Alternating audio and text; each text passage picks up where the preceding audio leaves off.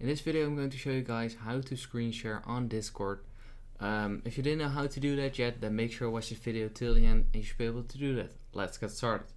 So first of all, what you want to do, go to a server right here and then go to a voice channel you want where your friends are also in it.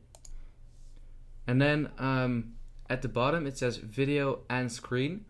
So just click on screen. And here you can choose the different applications, as you can see, but you can also go to screens and just choose, well, if you have only one screen, of course, the first screen, but if you have two screens, you can choose which one you want. For example, this one, and then click on go live.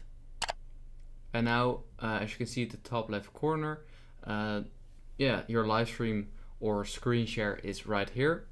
And you can also move it around, and people in the voice channel can watch you share your screen.